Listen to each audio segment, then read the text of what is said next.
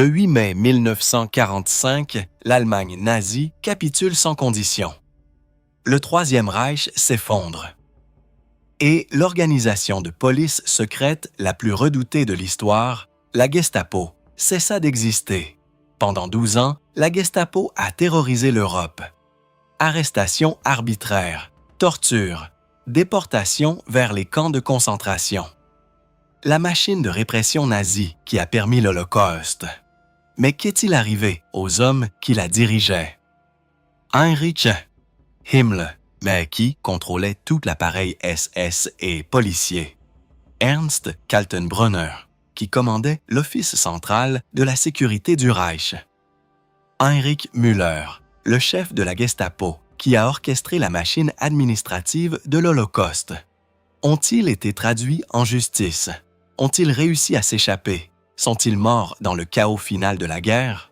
Les réponses révèlent des exécutions, des suicides, des condamnations à Nuremberg et un mystère resté irrésolu pendant près de 70 ans. Voici l'histoire de ce qui est réellement arrivé aux dirigeants de la Gestapo après la Seconde Guerre mondiale. Mais la Gestapo n'a pas disparu comme par magie. Elle avait une structure, des dirigeants et des milliers d'agents. La Gestapo, Geheimstaatspolizei, police secrète d'État, a été créée en 1933, mais elle est devenue une force bien plus meurtrière sous l'empire SS d'Heinrich Himmler. En 1939, il fut intégré à l'Office central de la sécurité du Reich, le RSHA, aux côtés du service de renseignement SD et de la police criminelle. Heinrich Himmler contrôlait tout en tant que Reichsführer SS et chef de la police allemande. Ernst Kaltenbrunner a commandé le RSHA à partir de janvier 1943, supervisant toutes les opérations de sécurité et de police à travers l'Europe occupée. Heinrich Müller dirigeait l'Amt IV, la Gestapo elle-même, et gérait les arrestations, les interrogatoires et les déportations. En dessous d'eux, les bureaux régionaux de la Gestapo employaient environ 40 000 à 50 000 personnes à leur apogée. Ils ont appliqué les lois raciales nazies, réprimé les mouvements de résistance, coordonné leurs actions avec les Einsatzgruppen, escadrons de la mort, et mis en œuvre la logistique de la solution finale. En 1945, ils savaient que leurs crimes étaient consignés. Ils savaient que les Alliés allaient arriver. Et ils savaient ce qui les attendait s'ils étaient capturés. Alors que l'Allemagne s'effondrait, ses dirigeants furent confrontés à un choix, fuir, combattre ou mourir. Avril 1945. Berlin était encerclé par les forces soviétiques. La guerre était irrémédiablement perdue. Heinrich Himmler, le deuxième homme le plus puissant de l'Allemagne nazie, a fait un pari désespéré. Il a entamé des négociations de paix non officielles avec les alliés occidentaux par l'intermédiaire du comte suédois Folke Bernadotte. Oh, son fantasme délirant, se rendre à l'Occident, éviter la capture par les Soviétiques et éventuellement conserver un certain pouvoir dans une Allemagne post-nazie. Hitler a pris la trahison. Le 28 avril 1945, depuis son bunker sous Berlin assiégé, il démit Himmler de tous ses titres et ordonna son arrestation immédiate. Himmler s'enfuit. Il se rasa sa moustache caractéristique. Il se déguisa en simple sergent de la Wehrmacht du nom d'Heinrich Hitzinger. Il était muni de faux papiers d'identité. Il rejoignit les unités allemandes en retraite, se dirigeant vers l'ouest, en direction des lignes britanniques et américaines. Son plan était de se fondre dans la masse des millions de soldats et de civils déplacés qui affluaient vers les alliés occidentaux. Il pensait pouvoir disparaître dans le chaos de l'effondrement de l'Allemagne. Il s'était trompé. Le 22 mai 1945, le déguisement d'Himmler fut découvert. 22 mai 1945. Des soldats britanniques ont arrêté un homme à un point de contrôle près de Lunebourg, dans le nord de l'Allemagne. Il portait des papiers l'identifiant comme sergent Heinrich Hitzinger. Mais quelque chose clochait. Son allure était trop autoritaire, sa nervosité trop marquée. Les Britanniques l'ont retenu pour l'interroger. Le 23 mai, lors de son interrogatoire, il a soudainement pris la parole. « Je suis Heinrich Himmler. » Avant que les gardes puissent réagir, il a mordu dans une capsule de cyanure dissimulée dans sa bouche. Il est décédé en quelques minutes.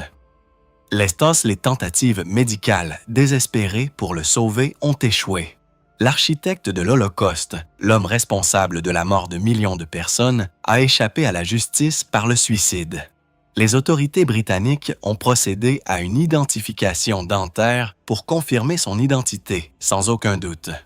Ils ont photographié le corps pour les archives historiques. Il fut ensuite enterré dans une tombe anonyme sur la lande de Lunebourg. L'emplacement exact reste secret à ce jour afin d'éviter toute vénération néo-nazie. Himmler est mort selon ses propres conditions. Ses subordonnés n'eurent pas cette chance. Si Himmler échappa à la justice par le suicide, d'autres durent comparaître devant un tribunal. Ernst Kaltenbrunner fuit Berlin fin avril 1945. En tant que chef du RSHA depuis janvier 1943, il avait supervisé la Gestapo, le SD et la Kripo pendant la phase finale et la plus meurtrière de l'Holocauste. Il se dirigea vers le sud, en direction de l'Autriche, espérant se cacher dans les montagnes alpines isolées. 13 mai 1945. Des agents du corps de contre-espionnage américain, agissant sur la base de renseignements, l'ont suivi jusqu'à un refuge de montagne isolé près d'Altosee, en Autriche. Il a été arrêté sans opposer de résistance. Contrairement à Himmler, il ne s'échapperait pas par le suicide. Tom Kaltenbrunner était le plus haut gradé des SS et de la Gestapo, capturé vivant par les forces alliées.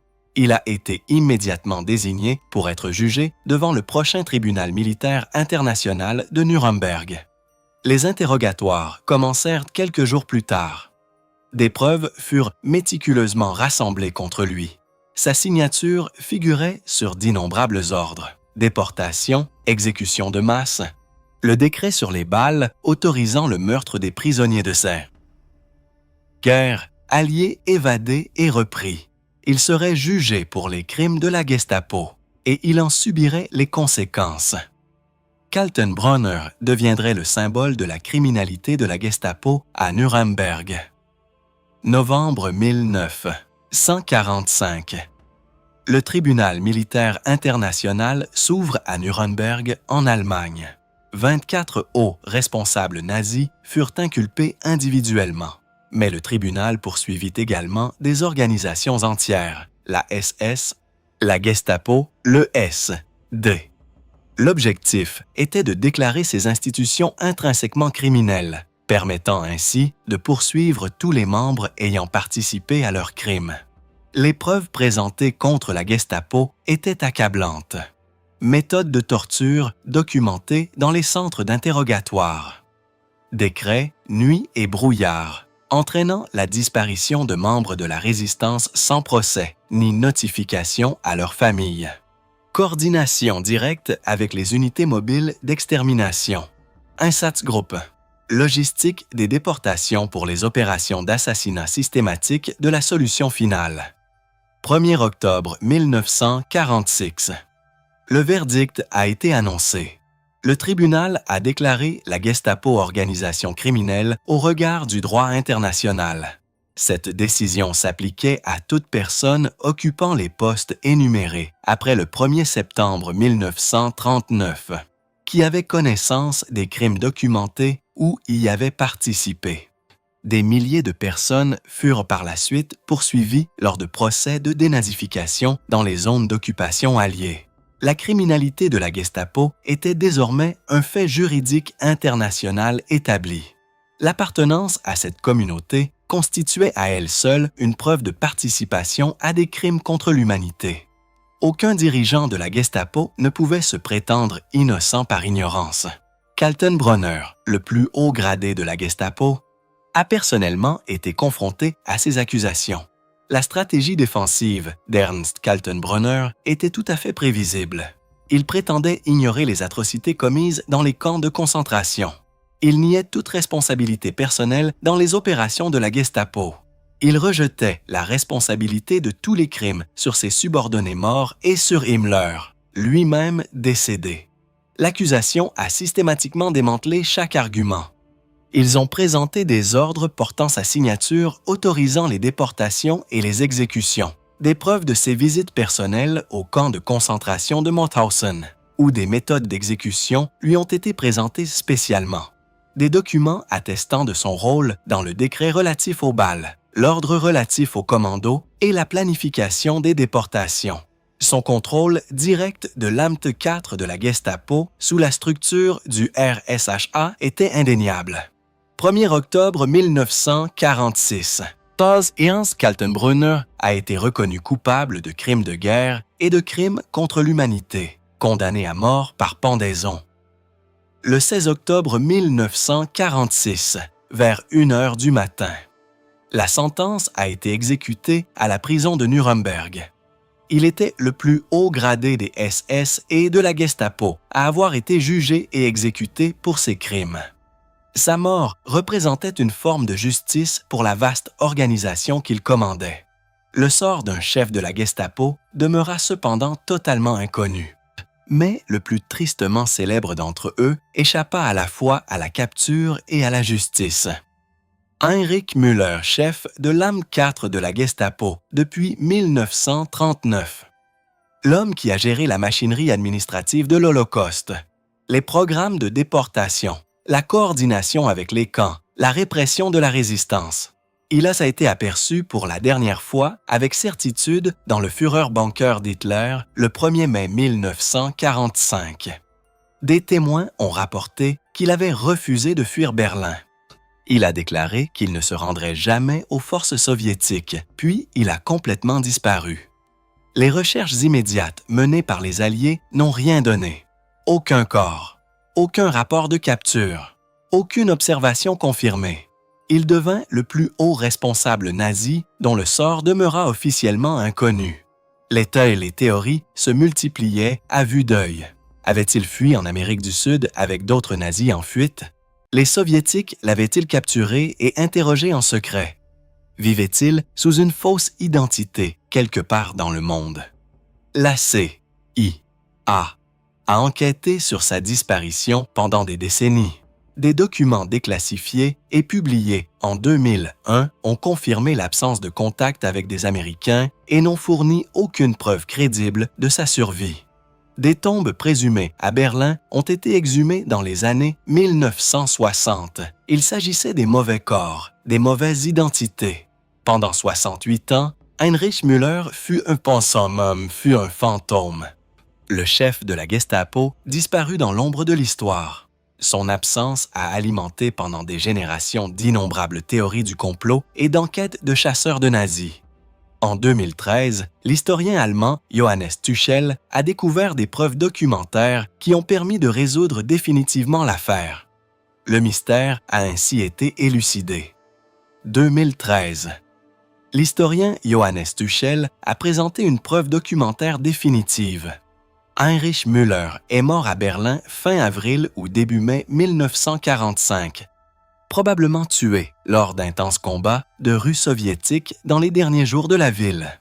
Son corps fut enterré dans une fosse commune d'un cimetière juif de Berlin-Mitte, un lieu que le chef de la Gestapo aurait trouvé d'une ironie amère. Les preuves proviennent de registres d'inhumation d'après-guerre et de témoignages qui avaient été négligés auparavant dans les archives. Müller n'a jamais échappé à la mort. Il est mort dans les décombres du régime qu'il avait fidèlement servi. Qu'est-il advenu des dirigeants de la Gestapo après la Seconde Guerre mondiale? Heinrich Himmler s'est suicidé pour éviter d'être capturé et jugé. Ernst Kaltenbrunner fut jugé à Nuremberg, reconnu coupable et exécuté. Heinrich Müller mourut lors de la bataille finale de Berlin, son corps perdu dans une fosse commune. La Gestapo elle-même fut déclarée organisation criminelle, ce qui entraîna des milliers de poursuites judiciaires.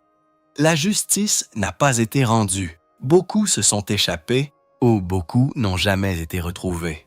Mais les dirigeants qui ont terrorisé l'Europe pendant 12 ans risquaient de la mort le procès ou la condamnation historique. La Gestapo n'a pas survécu à ses créateurs.